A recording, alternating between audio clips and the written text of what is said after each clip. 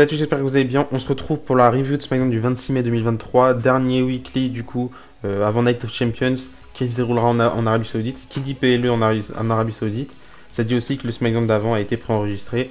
Donc on savait déjà les résultats à l'avance de ce SmackDown là, puisqu'il a été tourné en même temps que le SmackDown de la semaine dernière. Donc c'est pour ça que la review sera un petit peu plus courte et un peu moins détaillée que d'habitude.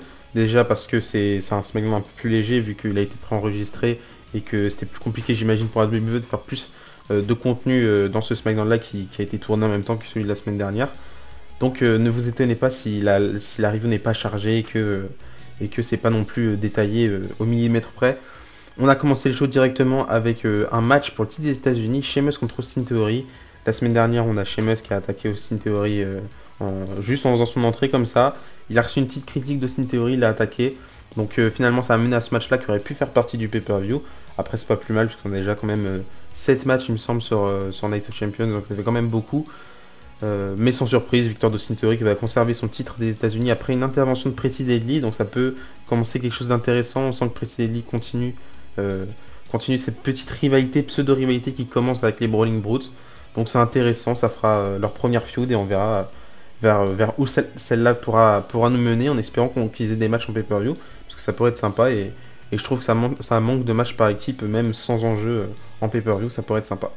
Ensuite, Raquel Rodriguez et Shotzi, qui est sa nouvelle partenaire maintenant que Liv Morgan s'est blessé à l'épaule, il me semble, affrontent du coup Bayley et Oskai. Pareil, Dakota Kai s'est blessé dans le même match que Liv Morgan s'est blessé. Je pense que sa blessure elle est un peu plus grave que celle de Liv Morgan, mais dans tous les cas, ça prendra beaucoup de temps pour les deux avant de revenir sur le ring.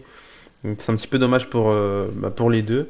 Mais Bayley et Oskai, nouvelle team, bon, ils se connaissent déjà très bien, qui vont perdre le match forcément. Défaite à cause d'une mauvaise communication entre Damage Control. C'était pressenti en vrai, et on s'en doute que dans tous les cas, on se dirige vers une séparation du groupe là, peut-être avoir un triple threat match. Non, bah non, du coup, c'est plus trop possible maintenant que Dakota Kai est blessé, mais peut-être avoir un match entre Bayley et Io Sky à SummerSlam, ça pourrait être sympa pour les deux en tout cas. Même si j'aurais bien aimé que Damage Control ça fonctionne bien mieux que ce qu'on a aujourd'hui, parce que c'est assez décevant en vrai. Ensuite, Cameron Grimes a affronté Ashanti Diadonis. Match assez random finalement, mais victoire de Cameron Grimes sans surprise. On a Cameron Grimes qui bat Ashanti, ensuite Baron Corbin il va attaquer Cameron Grimes. Du coup, plus ou moins même traitement qu'avec Pretty Deadly. Un petit peu même format. Ça se répète un petit peu beaucoup, je trouve personnellement.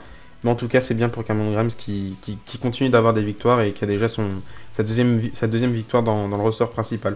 Par contre, j'ai pas encore vu le match correctement, donc je sais pas si ça a été aussi rapide que contre Baron Corbin. J'ai pas trop d'indications sur ça, mais j'espère que, en tout cas, ils ont pu nous délivrer quelque chose d'assez sympa. Ensuite, Bianca Belair est arrivé sur le ring pour faire une promo. On continue encore une fois cette histoire-là avec Asuka, mais par contre, c'est toujours un petit peu le même traitement à la WWE. C'est un peu dommage qu'on trouve pas de choses originales, et je trouve ça vraiment décevant parce qu'on est en 2023, on peut faire plusieurs choses, tout pourrait se passer, mais on garde toujours cette simplicité, c'est un peu dommage. On a la musique d'Asuka qui va retentir, si je puis dire ça comme ça, et elle va arriver par derrière pour attaquer Bianca Belair. Donc là, on voit vraiment que Asuka est heal. Après, est-ce que c'est un bon choix de la WWE d'avoir fait un heel turn de Asuka, sachant que Bianca Belair devrait faire son heel turn prochainement? Je sais pas, on va voir. Dans tous les cas, c'est que des rumeurs. On sait pas si l'avenir va nous réserver ça. Mais en tout cas, ça rajoute un petit peu, un petit grain à cette rivalité entre Asuka et Bianca Belair, même si je pense pas que dans quelques années on se rappellera de cette rivalité comme une rivalité très très marquante. Et c'est pas le cas pour l'instant en tout cas. En espérant que Asuka va réussir à garder l'aura qu'elle a malgré le fait qu'elle va encore une fois se prendre une grosse défaite à Night of Champions. Ensuite, LA Knight a affronté Rick Boogs après ce qui s'est passé la semaine dernière où LA Knight avait du coup attaqué Rick Boogs après leur match face aux Street Profits. Victoire de LA Knight qui va battre Rick Boogs sans surprise. Je pense que LA Knight, la WWE, a remarqué très clairement qu'il était over avec le public, qu'il fallait faire quelque chose avec lui, mais ils prennent leur temps et pour l'instant, c'est pas non plus grandiose qu'on voit avec LA Knight. Par contre, il paraît que dans ce match-là, on continue encore une fois cette histoire avec les Street Profits, ça va relancer un nouveau truc avec eux. Donc je sais pas réellement ce que ça veut dire. Tout ce que j'ai pu savoir par rapport à ce match-là, c'est juste ça lance la rivalité avec les Street Profits. Donc c'est un peu pas très clair parce qu'on sait pas si les Street Profits lancent une rivalité contre Rick Boogs, contre LA Knight. On sait pas du tout, mais en tout cas, ça peut être intéressant, même si bizarre un petit peu le choix de rivalité. Ensuite, encore une fois, pareil que les matchs précédents. Suite à la semaine dernière, AJ Styles affronte Karrion Kross dans un match, j'imagine pas très ouf. Mais victoire d'AJ Styles, c'est le principal. On avait Mia Yim qui était en ringside pour gérer Scarlett. Je vous avais déjà dit que moi je trouvais ça, c'était une alliance bizarre Mia Yim avec The OC. Enfin du moins je trouve que ça collait pas trop, c'était pas non plus l'alchimie totale qu'on avait entre The OC et Jay Styles, Anderson, Luke Gallows avec Mia Yim. Je trouvais ça un peu bizarre et je trouvais que ça sortait de nulle part et c'était vraiment pas intéressant. C'était vraiment mettre une fille juste pour mettre une fille, comme on peut avoir dans toutes les factions actuellement la WWE, que ce soit même à NXT, un Creed Brothers, enfin les Diamond Mine, on a une fille aussi. Chez Chase University, on a une fille aussi. Dans le main roster, Judgment Day, on a une fille. La WWE, on a une fille. Bref, on a des filles partout dans chaque faction, sauf la Bloodline pour l'instant. Naomi, elle est pas là, mais bon, on pourra avoir la fille de The Rock, on pourra avoir Tamina.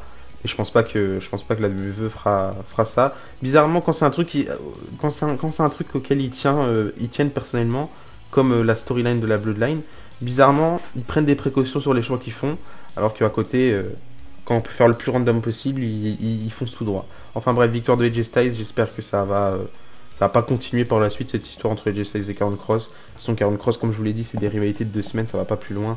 Et en général, ça va même pas jusqu'en pay-per-view. La dernière fois, c'était contre Drew McIntyre et ça commençait super bien en vrai. Hein. Je vais pas vous mentir, je trouve que ça commençait super bien.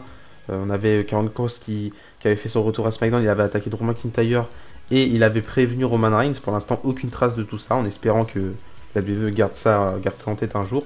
Ça pourrait être bien, je trouve, personnellement. Je trouve que les gens sont trop durs avec Karrion Kross. Je pense qu'il peut faire quelque chose de sympa. Mais je trouve que ça partait bien. Après, Karrion Kross était en ringside à Clash at the Castle. On a eu cette petite rivalité qui a duré pas très très longtemps, mais on a eu 2-3 matchs en pay-per-view. Je trouve que ça partait bien et qu'on pouvait créer un truc avec Karrion Kross. Malheureusement, par la suite, tout s'est écroulé et je sais pas pourquoi, mais en tout cas, ça s'est vraiment bien écroulé. Et ensuite, pour terminer le show, je vous avais dit que le show était assez rapide. On a eu Kevin Owens Show avec comme invité Roman Reigns et Sikoa. Bizarre un petit peu. Je sais pas réellement ce qui s'est passé pendant ce show-là. Enfin, je sais ce qui se passe sur sur la finalité, mais entre eux, je sais pas ce qui s'est dit. Je sais pas réellement si ça a duré longtemps ou pas. J'imagine que non. Je pense ils étaient vraiment précipités pour terminer les tapings de ce SmackDown-là. Mais en tout cas, ce qui se passe à la fin, c'est que Roman Reigns et Sikoa ils vont attaquer Kevin Owens et Sami Zayn. Ou je crois que c'est les Usos qui attaquent Kevin Owens et Sami Zayn. Je pense pas du tout. Je pense que c'est vraiment Roman Reigns et Sikoa qui attaquent les champions par équipe.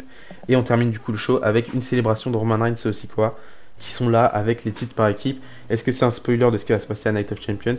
Personnellement, je pense que oui. À chaque fois que la WWE nous a mis le doute dans ce genre avec Roman Reigns, finalement ça se terminait toujours comme ça. Après, faut pas prendre ça non plus comme si c'était vraiment un élément clé, le fait que Roman Reigns il pose avec les titres et finalement il va devenir champion. Je pense que juste c'est la continuité, la WWE elle est vraiment focus sur ça, ils vont donner le titre par équipe à Roman Reigns et aussi quoi. Ensuite j'imagine que les Usos vont récupérer les titres, ensuite il y aura des fissures dans la Bloodline, enfin bref, il y a plein de choses qui peuvent être écrites avec tout ça, mais personnellement je trouve que c'est pas le bon move à faire et que pas besoin de titre pour construire un truc avec la Bloodline. C'est vraiment un petit peu ridicule je trouve et on pourrait faire les choses bien autrement. En tout cas, Night of Champions c'est demain. J'ai hâte en vrai à la fois de regarder le pay-per-view, mais à la fois j'ai pas trop hâte parce que c'est le genre de pay-per-view assez lisse où tu te dis il suffit juste de regarder et tu verras, il y a pas mal de choses qui peuvent être bien, il y a pas mal de choses que t'attends pas forcément, mais à la fois c'est soit tout soit rien, soit tout est bien, soit tu vas être très très déçu et j'ai peur que soit vraiment la déception. Après c'est pas un pay-per-view que j'attends plus que ça, c'est pas un pay-per-view majeur pour moi, mais il y a quand même 2-3 matchs autour desquels j'ai quand même une forte attente et j'ai hâte de voir ça. Je sais même pas si je vais regarder en direct, même si le show il est diffusé à un horaire plutôt bien pour nous les Européens. Je sais même pas si je vais regarder en direct parce que peut-être je le regarderai un peu plus tard ou le lendemain, je sais pas du tout. Mais en tout cas, j'espère que le show sera bon. Donc voilà, c'est la fin de ma review. Donnez-moi votre avis par rapport à ce SmackDown dans les commentaires si vous avez aimé, si vous avez pas trop aimé. Donnez-moi aussi vos pronostics pour Night of Champions, si vous avez hâte, si vous allez regarder en direct, etc. Et d'ici là, je vous dis à la prochaine, n'oubliez pas, tant qu'il y a du catch et sport. Bisous bisous.